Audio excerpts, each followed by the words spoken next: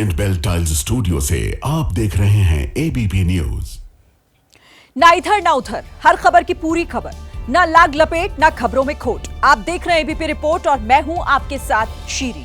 शुरुआत करेंगे उन 4 खबरों के साथ जो हम आपको इस बुलेटिन में आगे विस्तार से दिखाने वाले हैं। बिहार विधानसभा में जुबानी जंग में फिर टूटी शब्दों की मर्यादा। डिप्टी सीएम सम्राट चौधरी बोले, जिसका बाप अपराधी हो वो क्या बोलेगा। तेजस्वी ने भी आपत्तिजनक शब्दों से पलटवार किया। दूसरी खबर मराठी के नाम पर जारी एमएनएस की गुंडागर्दी से जुड़ी हुई है। नांदेड़ में मराठी ना बोलने पर एमएनएस कार्यकर्ताओं ने टॉयलेट चलाने वाले एक शख्स को पीटा। 5 रुपए को लेकर यह विवाद शुरू हुआ था। तीसरी खबर राजस्थान के उदयपुर से, जहां करंट लगने से एक ट्रक ड्राइवर की मौत हो गई। ट्रक पर रखी हुई तिरपाल ठीक करने के दौरान हाईटेंशन लाइन की चपेट में आ गया युवक। चौथी खबर दक्षिण एशियाई देश कंबोडिया और थाईलैंड के बीच युद्ध जैसे हालात बन गए हैं। बॉर्डर पर दोनों देशों की तरफ से भीषण गोलाबारी हो रही है। थाईलैंड ने तैनात की F-16 फाइटर जेट, कंबोडिया ने भी अपनी सेना बढ़ा दी है। मध्य प्रदेश के इंदौर में खजराना थाने के एक एएसआई को लोगों ने बुरी तरह से पीट दिया। गुस्साए लोगों ने एसआई को बिजली के पोल से बांध कर मारा। हालत ऐसी थी कि एसआई को भीड़ से बचाने के लिए फोर्स बुलानी पड़ गई। लाठी, डंडा, थप्पड़, जिसके हाथ में जो सामान आया उसने उसी से एसआई को दे मारा, मानो पूरा मोहल्ला ही गली में उतर आया हो। एक महिला रस्सी और एक शख्स लाठी के साथ दिखाई दिया। महिला ने बाकी महिलाओं के साथ एसआई को रस्सी से बांधना शुरू किया। इस दौरान लंबा डंडा लेकर आए व्यक्ति ने एसआई पर लाठी चलाना चालू रखा। बिजली के पोल से एसआई को बांधने की कोशिश और फिर हुई असल पिटाई। दनादन एसआई पर लाठी, चप्पल, जूतों की बरसात। एसआई का नाम सुरेश बूनकर है। आरोप है कि ये कॉलोनी की एक महिला के घर आपत्तिजनक हालात में मिला था, जिसे मोहल्ले वालों ने पकड़कर ढूंढ डाला। खबर मिलने पर एसआई को सस्पेंड कर दिया गया है। साथ ही मारपीट करने वालों के खिलाफ भी केस दर्ज हो चुका है। इटली के ब्रेशिया शहर में एक छोटा प्लेन दर्दनाक हादसे का शिकार हो गया। उड़ान भरने के कुछ ही देर बाद प्लेन शहर के एक व्यस्त हाईवे पर गिर गया। इस हादसे में 2 लोगों को मौके पर ही उनकी मौत हो गई। हाईवे पर गिरते ही विमान आग के गोले में तब्दील हो गया। सामने आए वीडियो में इटली के ब्रेशिया इलाके में हाईवे पर गाड़ियां दौड़ती दिखाई दी। कई बड़े वाहन भी वहां से गुजर रहे थे। इसी बीच अचानक एक छोटा जहाज आकर सड़क पर गिर गया। सड़क पर गिरते ही जोरदार धमाका हुआ और विमान में भयंकर आग लग गई। इस दौरान भयंकर आग में एक तेज रफ्तार कार भी घुस गई। अच्छी बात ये रही कि कार इस आग से बाहर निकल गई। बताया गया कि विमान में पायलट समेत 2 लोग सवार थे और दोनों की मौत हो गई। बिहार के हाजीपुर में रंगीला चौक के पास एक दर्दनाक सड़क हादसा हो गया। तेज रफ्तार हाईवा और ट्रक में आमने सामने की टक्कर के बाद ट्रक में आग लग गई। हादसे में 3 लोगों की मौत हो गई, जिसमें मौके पर ही दोनों गाड़ियों के ड्राइवर और एक खलासी की जिंदा जलकर मौत हो गई। आग इतनी विकराल थी कि उसे बुझाने के लिए फायर ब्रिगेड की 3 टीमों को बुलाना पड़ा। घंटों कड़ी मशक्कत के बाद आग पर काबू पा लिया गया। बताया जा रहा है कि बालू से लदा हाईवा महुआ की तरफ जा रहा था, तभी सामने से आ रहे खाली ट्रक से जोरदार भिड़ंत हो गई। ट्रक का चालक और खलासी पिता पुत्र बताए जा रहे हैं। नवी मुंबई में एक लड़की की रील पर सवाल उठ रहे हैं। लड़की ने गाड़ी के बोनट पर चढ़कर रील बनाई। रील बनाने के लिए उसने बिजी सड़क पर ट्रैफिक नियमों की जमकर धज्जियां भी उड़ाई। रील बनाने के लिए ये लड़की चलती कार की बोनट पर चढ़ गई और न सिर्फ चढ़ी बल्कि उसने वहां खड़े होकर डांस भी किया। दरअसल सोशल मीडिया पर नाव में एक बच्चे के डांस करने का वीडियो काफी मशहूर है। उसी वीडियो की तर्ज पर इस लड़की ने भी नाव की जगह अपनी मर्सिडीज बेंज कार को चुना और नाव वाले बच्चे की तरह इसने कार की बोनट पर चढ़कर उसके स्टेप्स दोहराए। रील के जरिए लड़की ने यह बताने की कोशिश की कि वो एक ही लड़के से 69वीं बार दिल तुड़वाने के लिए जा रही है। जाहिर है कि ये एक मजाक में बनाया गया वीडियो है, लेकिन इस लड़की के मजाक ने नवी मुंबई में ट्रैफिक नियमों को तार-तार कर दिया। अब इस वीडियो पर सवाल उठ रहे हैं। हो सकता है कि लड़की पर कार्रवाई भी हो। और अब बात करते हैं बूंदों से होने वाली परेशानी की। हम बात करेंगे उन बच्चों की जो जान जोखिम में डालकर स्कूल जा रहे हैं। हिमाचल प्रदेश के चंबा में स्कूल के बच्चे एक ऐसे नाले को पार करने के लिए मजबूर हैं जिस पर कोई पुल ही नहीं है। गांव के लोग स्कूल में पढ़ने वाली बच्चियों को कंधे पर बिठाकर पानी के तेज बहाव से उन्हें बचाते दिखे। इन बच्चों का वजन झेल रहे ग्रामीणों में से किसी एक का भी पैर फिसला तो वो बच्चों के साथ पहाड़ के नीचे गिर सकते हैं। पहाड़ों में ढलान वाला ये मोड़ इलाके के एक नाले का रास्ता है। अमूमन यहाँ पानी ना के बराबर होता है, लेकिन बारिश के वक्त पानी का फ्लो ज्यादा होने के बाद इलाके के लोगों को इसी तरह की परेशानी होती है। आसपास के लोगों की माने तो उन्होंने कई बार प्रशासन से यहाँ पुल बनवाने की मांग की, लेकिन अब तक कोई सुनवाई नहीं हुई।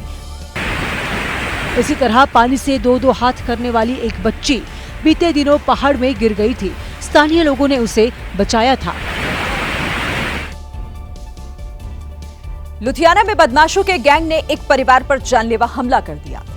पुरानी रंजिश में करीब 30 से 35 बदमाशों ने तलवार से हमला कर दिया और फायरिंग भी की है। सबसे पहले मास्क लगाए बाइक पर सवार 2 बदमाश पहुंचे, जिन्हें एक युवक ने ईंट से मारने की कोशिश की। जब बाइक सवार भाग गए तो युवक ईंट लेकर गली की ओर बढ़ा दिखा, लेकिन 30 से 35 हमलावरों को देखकर उल्टे पांव भागकर घर के अंदर चला गया और तुरंत गेट को बंद कर लिया।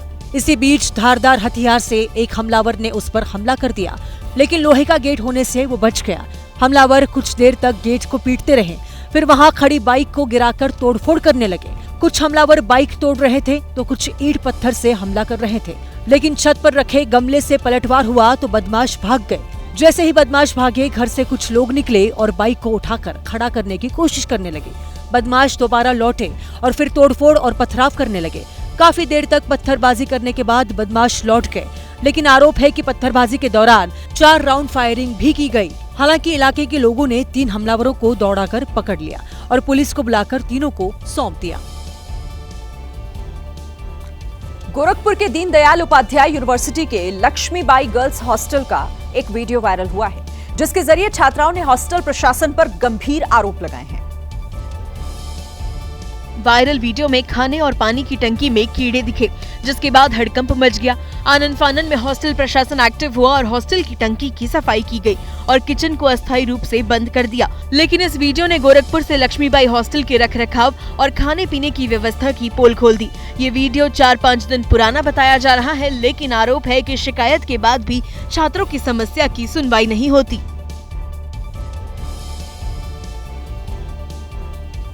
कई शहरों से अवैध धर्मांतरण और लव जिहाद के मामले सामने आ रहे हैं। अब तक कई गैंग का खुलासा भी हो चुका है। सबसे पहले बलरामपुर में मौलाना छांगुर का पर्दाफाश हुआ। विदेशी फंडिंग और आईएसआई से कनेक्शन की जांच हो रही है। इसके बाद आगरा में इससे भी बड़े धर्मांतरण गिरोह का खुलासा हुआ है, जिसका सरगना अब्दुल रहमान है। और तीसरा खुलासा है कुशीनगर से, जहां पर एक गैंग की महिला सरगना सहित 4 लोगों को गिरफ्तार किया गया है। चौथा खुलासा छांगुर के खाकी कनेक्शन को लेकर हुआ है और छांगुर की मदद के आरोप में एक इंस्पेक्टर को सस्पेंड भी कर दिया गया है। यही नहीं, गाजियाबाद क्राइम ब्रांच प्रभारी इंस्पेक्टर अब्दुल रहमान के खिलाफ विभागीय जांच भी शुरू कर दी गई। अब्दुल रहमान पर मेरठ के पीड़ित परिवार ने गंभीर आरोप लगाया था। 2018 से इस लड़की को लेकर छांगुर का चेला बदर अख्तर सिद्दीकी लापता है। इस बारे में जब पीड़ित परिवार मदद मांगने पहुंचा तो आरोप है कि उस वक्त मेरठ में तैनात अब्दुल रहमान ने मदद नहीं की। 2019 में सिविल थाने गए थे, यहाँ पे उस टाइम इंचार्ज सिद्दीकी सर थे फाइल लिखवाने, तो उन्होंने हमारी फाइल लिखने के लिए मना कर दिया। अब इस मामले में मेरठ पुलिस से मिले इनपुट के बाद पुलिस कमिश्नर ने इंस्पेक्टर अब्दुल रहमान सिद्दीकी को सस्पेंड कर दिया। वहीं दूसरी ओर आगरा गैंग के मास्टरमाइंड अब्दुल रहमान के घर से बरामद हुई लड़की ने लव जिहाद पर बड़ा खुलासा किया। फेसबुक पे किसी जुनैद नाम के लड़के के साथ प्रेम जाल में उन्होंने मुझे फंसा लिया था। उसके बाद यहाँ आके मेरा अब्दुल रहमान जी के घर लाके उन्होंने मेरा ब्रेन वॉश किया। उसके बाद ये लड़की ममता से शिफा बन गई और इसी घर में रहने लगी। उसके बाद जुनैद नाम का प्रेमी इसे कभी नहीं मिला। एमपी के विदिशा में लगातार बारिश से नदी नालों में बाढ़ आ गई। सड़कों पर पानी भर गया। सैलाब के बीच एक प्रेग्नेंट महिला फंस गई, जिसे निकालने के लिए पुलिस को काफी मशक्कत करनी पड़ी। सड़क पर न सिर्फ पानी भरा था बल्कि बहाव भी तेज था। प्रेग्नेंट महिला को अस्पताल पहुंचाने के लिए पुलिस और होमगार्ड की टीम ने रस्सी का सहारा लिया। राहत बचाव की टीम ने महिला को चारों ओर से घेर लिया और रस्सी के सहारे धीरे धीरे दूसरे छोर तक ले गई और एम्बुलेंस में बिठाकर तुरंत अस्पताल पहुंचाया। बारिश के दिनों में गयासपुर की सड़क पर ऐसे ही पानी भर जाता है। लोगों के सामने परेशानी खड़ी हो जाती है। कभी कभी तो स्थिति इतनी खराब हो जाती है कि यहाँ से गुजरना जानलेवा हो जाता है। देश का दिल राजधानी दिल्ली से लोगों की गुमशुदगी के हैरान करने वाले आंकड़े सामने आए हैं। आंकड़े जिनके मुताबिक दिल्ली में 7 महीने से भी कम समय में करीब 8,000 लोग गायब हो गए। ये आंकड़े 1 जनवरी से 23 जुलाई के हैं। ये जानकारी जिनपेट यानी जोनल इंटीग्रेटेड पुलिस नेटवर्क ने दिए हैं, जिसके मुताबिक लापता लोगों में 4700 से ज्यादा महिलाएं हैं तो 3100 से ज्यादा पुरुष भी लापता हैं। सबसे ज्यादा आउटर नॉर्थ डिस्ट्रिक्ट से लोग लापता हुए हैं और ये सभी वो लोग हैं जिनका कोई सुराग नहीं मिला है। ऐसे में आप सोचिए देश के बाकी हिस्सों में कितनी बड़ी संख्या में लोग गायब होते होंगे जिनकी कोई जानकारी ही उपलब्ध नहीं है। इसीलिए सजग रहिए और सुरक्षित रहिए।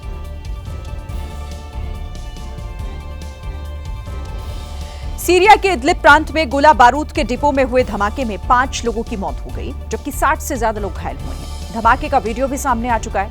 हालांकि डिपो में विस्फोट कैसे हुआ इसका पता तो नहीं चल पाया, लेकिन धमाका इतना जोरदार था कि उसकी आवाज कई किलोमीटर तक सुनाई दी। ऐसा लगा कि भूकंप आ गया।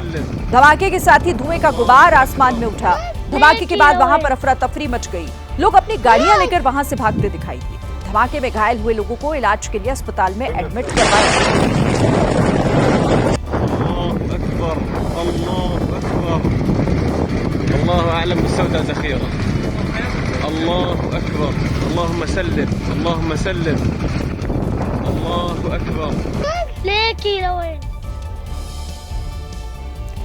छत्तीसगढ़ के सूरजपुर जिले में एक डीजल टैंकर अनियंत्रित होकर पलट गया और देखते ही देखते हजारों लीटर तेल सड़क पर बहने लग गया, जिसे लूटने के लिए लोगों की भीड़ इकट्ठा हो गई। इस दौरान लोगों ने अपनी जान की परवाह भी नहीं की। हादसा अंबिकापुर बनारस हाईवे पर प्रतापपुर में हुआ। स्थानीय लोग घरों से ड्रम, बाल्टी, बर्तन जो हाथ में आया लेकर सड़क पर दौड़ पड़े। डीजल भरने के लिए होड़ सी लगी थी। टैंकर में करीब 45,000 लीटर डीजल भरा हुआ था। किसी ने 50 तो किसी ने 100 लीटर डीजल भर लिया। मुफ्त की रेवड़ी के चक्कर में अगर चिंगारी भड़क जाती तो लेने के देने पड़ जाते। कई लोगों की जान जा सकती थी, क्योंकि काफी दूर तक सड़क पर तेल फैल गया था और तेल के तालाब के बीच बैठकर जान जोखिम में डालकर लोग तेल भरते रहे। हालात इतने खराब थे कि महिलाएं, बच्चे और बुजुर्ग भी तेल भरते हुए दिखाई दिए। मध्य प्रदेश के आदिम जाति कल्याण विभाग के डिप्टी कमिश्नर जगदीश सरवटे के ठिकानों पर ईओडब्ल्यू ने छापा मारा। इस दौरान कई ऐसी चीजें बरामद हुई जिसे देखकर छापा मारने वाली टीम के भी होश उड़ गए। जमीन पर रखा ये कोई दरी या कपड़ा नहीं जिसकी नपाई हो रही है। ये है बाघ की खाल, जो अफसर जगदीश सरवटे के घर छापे में बरामद हुई। इस खाल का इस्तेमाल बेचने के लिए किया जाता था। खाल मिलने पर वन विभाग भी एक्टिव हो गया। अब आदिम जाति कल्याण विभाग के इस बड़े अफसर को वन विभाग के तीखे सवालों का भी जवाब देना होगा। ऐसा नहीं है कि एकमात्र बाघ की खाल मिलने से ही हड़कंप मचा हो। जगदीश सरवटे के जबलपुर, सागर और भोपाल स्थित ठिकानों से अब तक 7 करोड़ की अचल संपत्ति और महंगी शराब की बोतलें भी बरामद हुई हैं। भारतीय कबड्डी टीम के पूर्व कप्तान दीपक हुड्डा शिवरात्रि के मौके पर हरिद्वार पहुंचे थे। गंगा नदी में स्नान के दौरान उनका पैर फिसल गया और वो तेज धारा में डूबने लगे। बारिश के मौसम में गंगा पूरी रफ्तार पर थी। दीपक हुड्डा काफी दूर तक बहता चला गया। वो तो गनीमत रही कि सही समय पर जल पुलिस के जवान मौके पर मोटर बोट लेकर पहुंच गए और चुनौतीपूर्ण हालात के बीच दीपक हुड्डा की जान बचा ली। रोहतक के रहने वाले दीपक हुड्डा ने उत्तराखंड पुलिस का शुक्रिया किया। दीपक हुड्डा को कबड्डी में शानदार खेल के लिए अर्जुन अवार्ड से नवाजा जा चुका है। वो बीजेपी के टिकट पर रोहतक की महम सीट से चुनाव भी लड़ चुके हैं।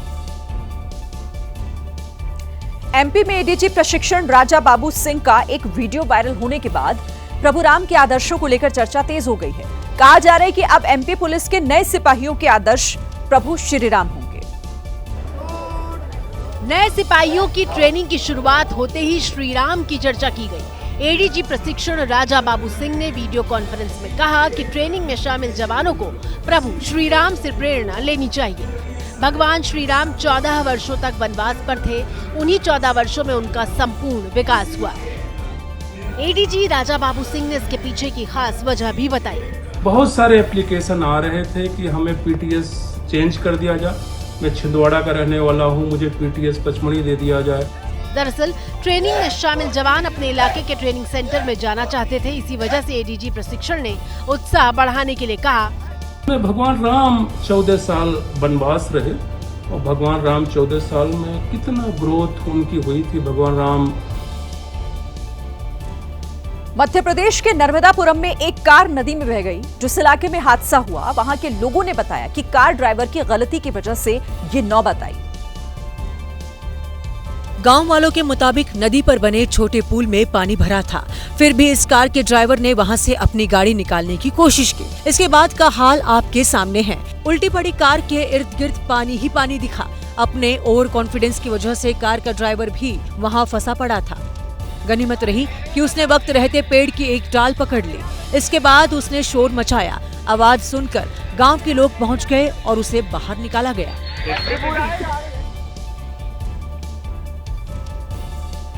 रूस, Ukraine, Israel, Iran, Bharat Pakistan के बाद अब आज एक और जंग की आहट हुई है। इस बार थाईलैंड और कंबोडिया आमने सामने आ गए। दोनों देशों ने एक दूसरे पर हमले किए।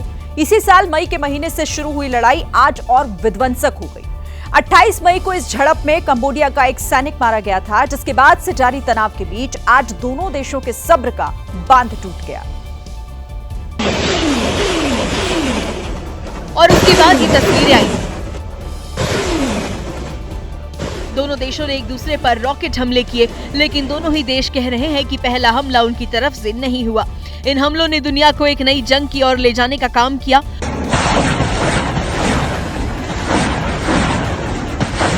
बॉर्डर एरिया में तेज आवाज के साथ हमले होते देखे गए।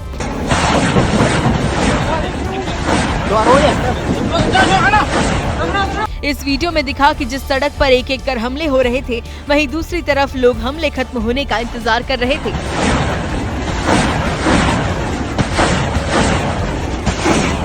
एक महाशय तो हमले का वीडियो बनाते हुए सेल्फी वाले पोज में भी आ गया।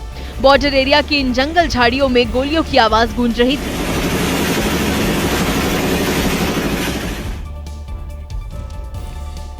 दोनों देशों में जारी संघर्ष के दौरान अब करीब 20 निर्दोष लोगों की अब तक मौत हो चुकी है। थाईलैंड का दावा है कि कंबोडिया के हमलों में उसके 11 नागरिक मारे गए, जबकि कंबोडिया ये कह रहा है कि उसके अपने 9 नागरिकों को उसने खो दिया है। थाईलैंड और कंबोडिया करीब 800 किलोमीटर का बॉर्डर साझा करते हैं। फ्रेंच रिवॉल्यूशन के दौर में खींची गई सीमा रेखा इन दोनों देशों के बीच हमेशा विवाद पैदा करती आई है। जैसा हमने आपको बताया कि मई के महीने में कंबोडिया के एक सैनिक की मौत हो गई थी। उसके बाद कल यानी कि बुधवार को बॉर्डर एरिया में थाईलैंड के सैनिक लैंडमाइंस की वजह से घायल हो गए, जिनमें से एक का पांव भी काटना पड़ गया। अब थाईलैंड का आरोप था कि कंबोडिया ने वो लैंडमाइंस बिछाए हैं, जबकि कंबोडिया ये कह रहा है कि वो सिविल वॉर के वक्त के लैंडमाइंस हैं जो 1970 से लेकर 90 के दशक तक चली थी। बस इसी लैंडमाइंस वाली घटना ने इस विवाद को भड़का दिया है।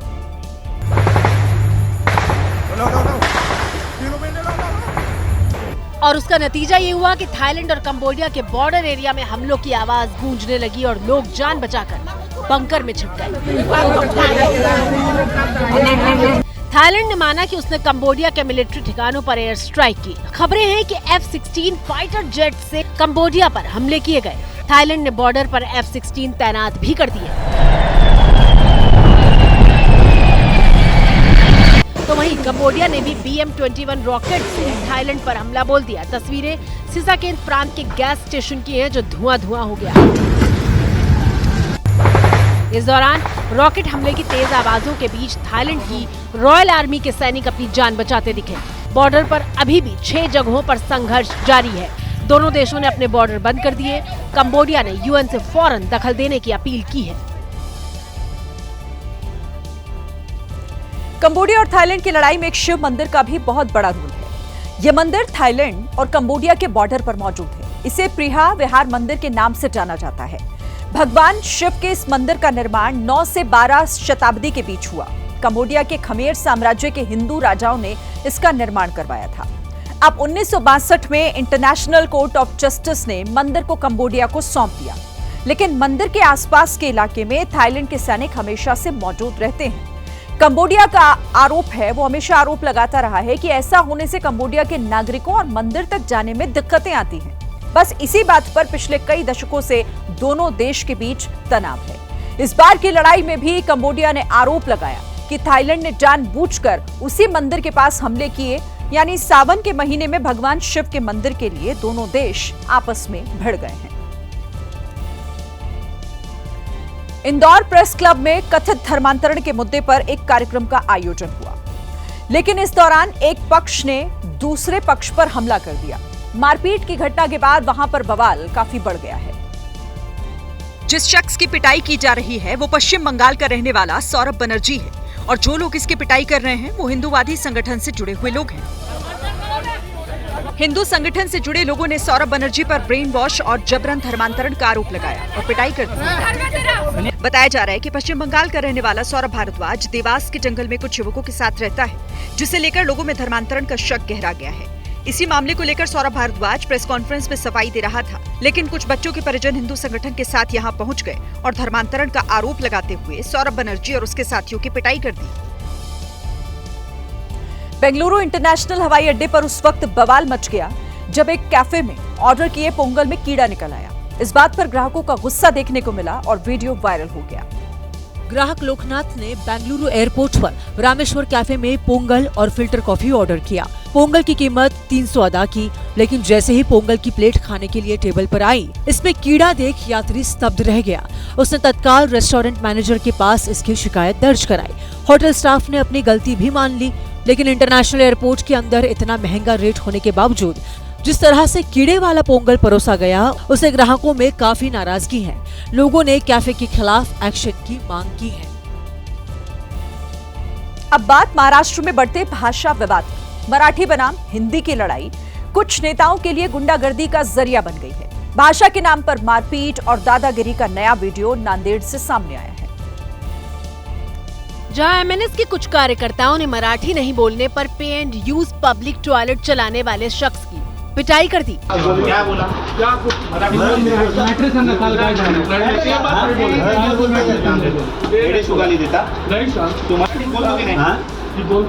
दरअसल ये पूरा विवाद 5 रुपए को लेकर शुरू हुआ। टॉयलेट को यूज करने के बाद संचालक ने जब एमएनएस के कार्यकर्ता से 5 रुपए मांगे तो अचानक उनकी मराठी अस्मिता जाग उठी और वो टॉयलेट संचालक से मराठी बोलने के लिए कहने लगा, लेकिन उसने मराठी बोलने से इनकार कर दिया। करता तू पहले मराठी बोल, तू पहले मराठी बोल, तू पहले। हाँ ठीक है ना, क्या करेगा बताएंगा ना, बताएंगा मैं क्या करने का। इसके बाद एमएनएस कार्यकर्ता टॉयलेट संचालक को धमकाते हुए वहाँ से चला गया। लेकिन एमएनएस का ये कार्यकर्ता कुछ ही देर बाद फिर से लौटा और इस बार वो अकेला नहीं था, बल्कि एमएनएस के कुछ तथाकथित गुंडे उसके साथ थे, जिन्होंने टॉयलेट पर पहुंचते ही संचालक की पिटाई शुरू कर दी। पिटाई के बाद उससे माफी भी मंगवाई।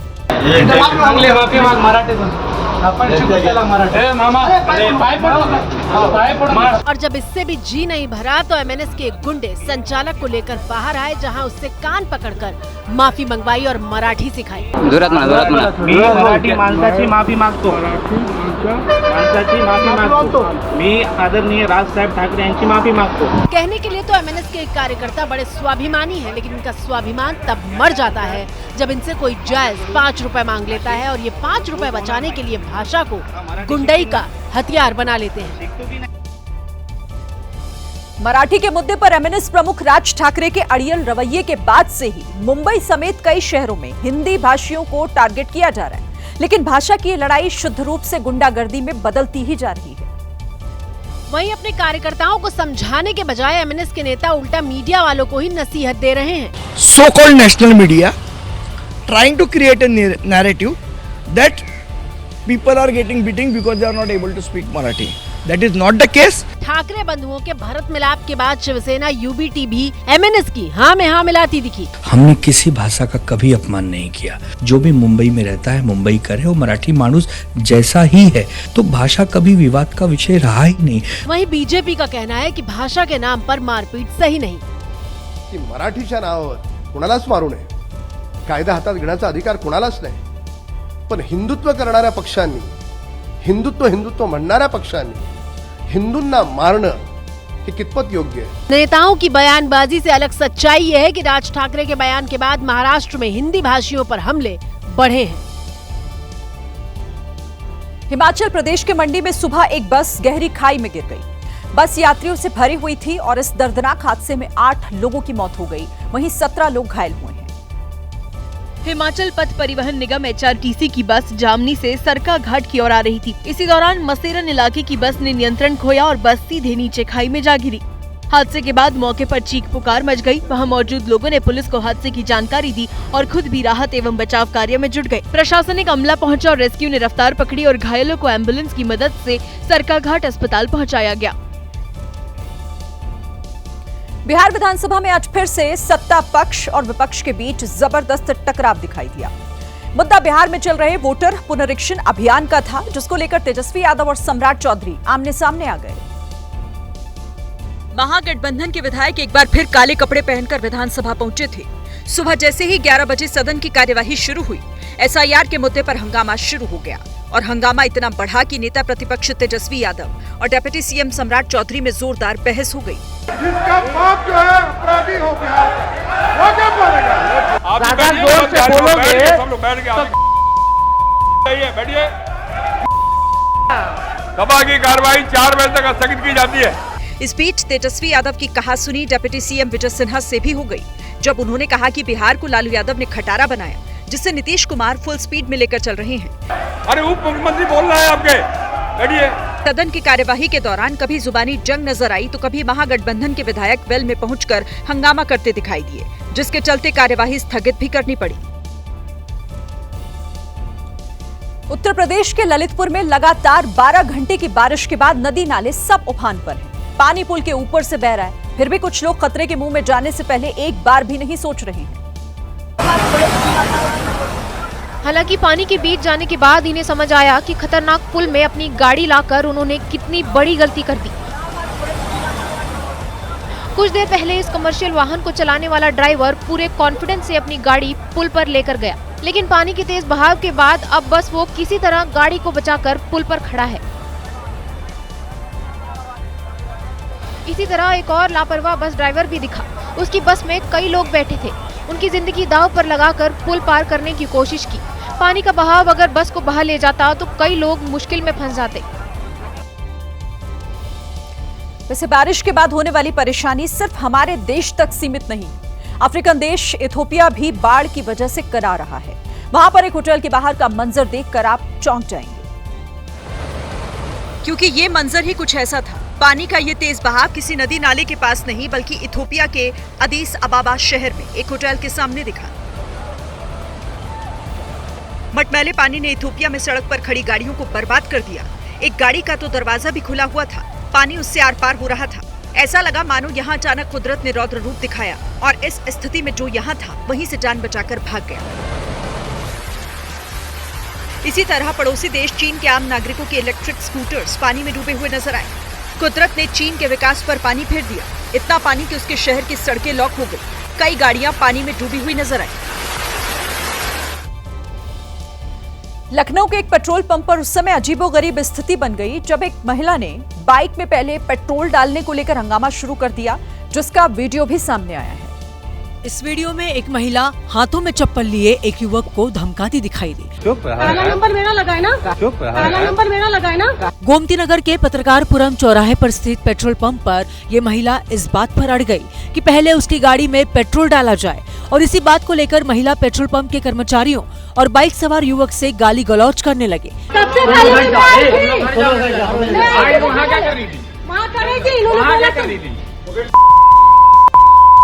काफी देर महिला का हाई वोल्टेज ड्रामा चलता रहा, जिसका वीडियो सोशल मीडिया पर जमकर वायरल हो रहा है। यूपी के मुरादाबाद में घर की नौकरानी और पड़ोसियों की सूझबूझ की वजह से एक बड़ी घटना टल गई। लूट की नीयत से घर में घुसे 2 आरोपियों को लोगों ने समय रहते दबोच लिया और उनकी जमकर पिटाई की। खास बात यह है कि आरोपियों में एक महिला भी शामिल थी। पिटाई के दौरान आरोपी महिला लोगों से रहम की गुहार लगाती दिखी। बताया गया कि घर में अकेली महिला को देख नकाब पहने दोनों आरोपी घर में घुसे और हथियार दिखाकर लूटपाट की कोशिश की। तभी उनकी नौकरानी ने बदमाशों की आंखों में मिर्ची पाउडर उड़ेल दिया। शोर मचाने पर पड़ोसी भी वहां पहुंच गए, जिसके बाद दोनों को रस्सी से बांध दिया और उनकी पिटाई शुरू कर दी। पिटाई करने के बाद लोगों ने दोनों आरोपियों को पुलिस के हवाले कर दिया। राजस्थान के उदयपुर में एक दर्दनाक हादसा हुआ और इससे सनसनी फैल गई। एक ट्रक की छत पर तिरपाल ठीक कर रहा ड्राइवर हाईटेंशन लाइन की चपेट में आ गया और उसमें उस ड्राइवर की जान चली गई। सीसीटीवी की ये फुटेज डरावनी है। ड्राइवर ट्रक की छत पर तिरपाल ठीक करता दिखाई दिया। थोड़ी देर तक तो वो तिरपाल को सेट करता दिखाई दिया, लेकिन जैसे ही वो सीधा खड़ा हुआ, उसकी हाई टेंशन तार से टक्कर हो गई। उसका शरीर अकड़ा और वो सिर के बल गिर गया। 2 सेकंड पहले बिल्कुल सामान्य तरीके से काम करते दिखाई दिए ड्राइवर की 2 सेकंड में ही सांस रुक गई। मृतक ड्राइवर का नाम रामलाल था, जो कि अपने परिवार का अकेला कमाने वाला सदस्य था। परिजनों ने मुआवजे की मांग को लेकर प्रदर्शन किया। आखिर में 7 लाख के मुआवजे की सहमति बनी। कर्नाटक के मैसूर में दर्दनाक सड़क हादसे में एक व्यक्ति की जान चली गई। हादसा उस वक्त हुआ जब बस स्कूटी वाले को ओवरटेक कर रही थी। तभी मोड़ होने की वजह से स्कूटी बस की चपेट में आ गई और जैसे ही स्कूटी का हैंडल बस से टच किया, स्कूटी पलट गई और ये व्यक्ति बस के पहिए के नीचे आ गया। जब तक बस रुकती तब तक पिछले पहिए के नीचे सर आ चुका था। बस कुचलते हुए आगे चली गई। इस वीडियो को ध्यान से देखेंगे तो पता चल जाएगा कि किसकी गलती की वजह से यह हादसा हुआ है। 71 साल के पुरुषोत्तम अपनी स्कूटी से जा रहे थे। सिर पर हेलमेट नहीं था। पीछे से आ रही बस ओवरटेक कर आगे जाना चाहती थी, लेकिन बस ड्राइवर ने लापरवाही की। मोड़ होने की वजह से उसे पीछे ही रहना चाहिए था, लेकिन आगे निकलने के चक्कर में स्कूटी सवार को टक्कर मार दी। बस के गेट से स्कूटी का हैंडल टच होते ही पुरुषोत्तम नाम के व्यक्ति सड़क पर गिर गए और पहिए के नीचे दबकर उनकी मौत हो गई। अगर पुरुषोत्तम हेलमेट पहनते तो शायद उनकी जान बच सकती थी। एमपी के नरसिंहपुर में मूंग की पैदावार किसानों के लिए परेशानी का सबब बन गई है। वेयरहाउस में तौल के लिए किसानों को घंटों इंतजार करना पड़ रहा है और यही वजह है कि वहां से मारपीट की घटनाएं भी सामने आ रही हैं। कुछ ऐसी ही तस्वीरें गाडरवारा के नूर वेयरहाउस से सामने आई, जहां बद इंतजामी से नाराज एक किसान की वेयरहाउस मालिक के साथ हाथापाई हो गई। इससे पहले किसान और वेयरहाउस मालिक के बीच काफी देर तक बहस होती रही। बाद में किसान ने मालिक को पटक दिया, जिसके बाद मामला बढ़ गया। वेयरहाउस के मालिक और दूसरे कर्मचारियों ने किसान को घेर लिया और उसकी जमकर पिटाई कर दी। वहां मौजूद लोगों ने बीच बचाव कर जैसे तैसे मामले को शांत कराया। दोनों पक्षों की रिपोर्ट पर प्रथम सूचना दर्ज की गई है। अपराध दर्ज कर कैदी में लिया गया, उस दोनों की विवेचना की जाएगी। इस घटना के बाद किसानों ने एसडीएम को ज्ञापन सौंपा। वेयरहाउस प्रबंधन पर कार्रवाई की मांग की। मथुरा के वृंदावन में एक पति ने अपने पत्नी को प्रेमी के साथ रंगे हाथ पकड़ लिया और उसके बाद जो हुआ उसे देखने के लिए लोगों का मजमा लग गया। जिसके कपड़े फटे हुए हैं वो प्रेमी है और इसी प्रेमी के साथ इस पति ने अपनी पत्नी को रंगे हाथों पकड़ लिया है। पति पत्नी और वो वाली इस कहानी में फुल ड्रामा है, एक्शन है और इमोशन भी। पति चीख चीख कर कह रहा है कि उसके साथ गलत हुआ है, लेकिन पत्नी है कि मानने को तैयार ही नहीं। इस दौरान पति के सब्र का बांध टूट गया। दोनों के बीच हाथापाई हो गई। अब इस कहानी का दूसरा पार्ट भी देखिए। पति बदहवास होकर नीचे गिर गया है। लोग किसी तरह उसे होश में लाने की कोशिश कर रहे हैं।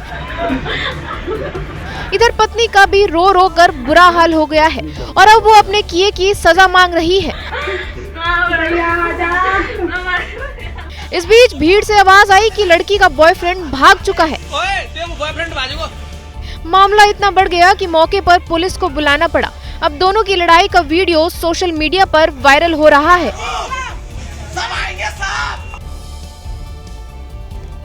पति पत्नी के झगड़े, तलाक और शादी के अलग रिश्तों की खबरें अक्सर आती रहती हैं। आंकड़े बताते हैं कि बीते साल शादीशुदा जोड़ों की बेवफाई या फिर एक्स्ट्रा मैरिटल अफेयर्स के मामले तेजी से बढ़े हैं। Global dating site Ashley Madison के रिपोर्ट के मुताबिक बेवफाई के मामले में भारत और ब्राजील पूरी दुनिया में पहले और दूसरे पायदान पर है। भारत की अगर बात की जाए तो बेवफाई के मामले में टॉप 20 शहरों में 9 दिल्ली एनसीआर के हैं। लेकिन हैरानी की बात यहां यह है कि इस लिस्ट में टॉप पर कोई मेट्रो सिटी नहीं बल्कि तमिलनाडु का छोटा सा शहर कांचीपुरम है, जबकि दिल्ली एक्स्ट्रा मैरिटल अफेयर्स के मामले में दूसरे नंबर पर है। दिल्ली के अलावा इस लिस्ट में गुरुग्राम, नोएडा और गाजियाबाद के नाम भी शामिल हैं। वहीं जयपुर, रायगढ़, कामरूप और चंडीगढ़ जैसे शहरों का नाम बेवफाई वाली लिस्ट के टॉप 20 में शामिल है। हैरानी की बात यहां यह है कि माया नगरी मुंबई का नाम टॉप 20 से बाहर है, यानी मुंबई में शादीशुदा जोड़ों में धोखेबाजी का चलन कम है। मध्य एशियाई देश किर्गिस्तान में लैंडस्लाइड का डरा देने वाला मंजर देखने को मिला।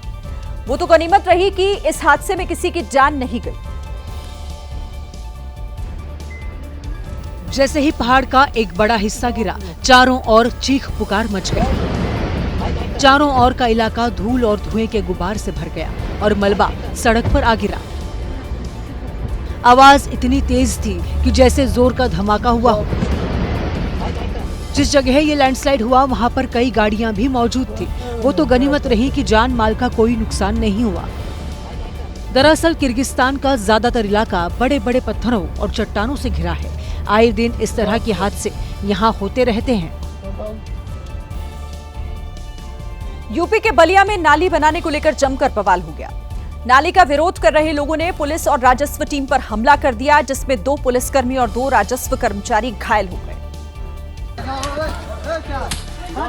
इस हमले का वीडियो भी सामने आया, जिसमें कुछ लोग एक घर की छत से पुलिस और राजस्व टीम पर पत्थरों से दनादन हमला करते हुए दिखाई दिए।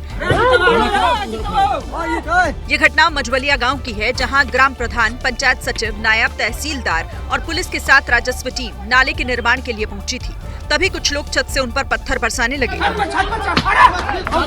इस घटना के बाद पुलिस वाले घर का मेन गेट खोलकर छत पर पहुंचे और आरोपियों को पकड़कर थाने ले गए, जिनमें 5 महिलाएं भी शामिल रही। जो भी लोगों ने कानून व्यवस्था हाथ में लेने की कोशिश की, उनको गिरफ्तार करके उनका चालान किया गया है। वहीं घायलों को इलाज के लिए अस्पताल में एडमिट करवाया गया। अगर आप राशन कार्ड धारक हैं तो आपके लिए ये खबर बेहद अहम है। देश में कुल 23 करोड़ राशन कार्ड हैं। उनमें से तमाम पर रद्द होने का खतरा मंडरा रहा है। ऐसे लोगों के राशन कार्ड रद्द हो जाएंगे जिन्होंने 6 महीने से राशन नहीं लिया है। सूत्रों के मुताबिक इसके चलते 7 से 18% तक राशन कार्ड रद्द हो सकते हैं। इनमें से 25 लाख से ज्यादा के फर्जी होने की आशंका जताई गई है। ऐसे में केंद्र ने राज्यों से सख्ती से इस आदेश को लागू करने के लिए कहा है। इसका मकसद राशन कार्ड का गलत फायदा लेने वालों को बाहर करना है। रद्द होने के बाद 3 महीने तक घर घर जाकर दोबारा जांच होगी और उसके बाद KYC से दोबारा वैध लोगों के कार्ड बनाए जाएंगे। राजस्थान के सिरोही में 2 गुटों के बीच पैसों को लेकर विवाद चल रहा था और इसी विवाद में एक गुट ने दूसरे गुट के युवक पर डंडे से हमला कर दिया, जिसका वीडियो सामने आया है। इस CCTV फुटेज को गौर से देखिए। बाइक पर बैठे इस युवक ने ये सोचा नहीं होगा कि अचानक इस पर ताबड़तोड़ डंडों की बरसात होने लगेगी। बाइक सवार ये युवक सड़क किनारे खड़ा था कि तभी अचानक एक सफेद रंग की स्विफ्ट कार उसके पास आकर रुकी। कार से युवक निकला और बाइक सवार युवक पर हमला करने लगा। बदमाश के हमले से घबराकर युवक जान बचाने के लिए ढाबे के अंदर घुस गया, लेकिन इस बदमाश ने तब भी युवक का पीछा नहीं छोड़ा और ढाबे के अंदर घुस गया। कुछ ही देर बाद ढाबे से एक दूसरा युवक इस बदमाश के साथ निकला और बीच बचाव करने लगा। यह घटना 21 जुलाई की बताई जा रही है। फिलहाल पुलिस ने CCTV फुटेज के आधार पर बदमाशों की तलाश शुरू कर दी है। और इसी के साथ ये थी आज की ABP रिपोर्ट। कल भी जारी रहेगी खबरों की खोज। तब तक के लिए आप देखते रहिए ABP न्यूज। नमस्कार।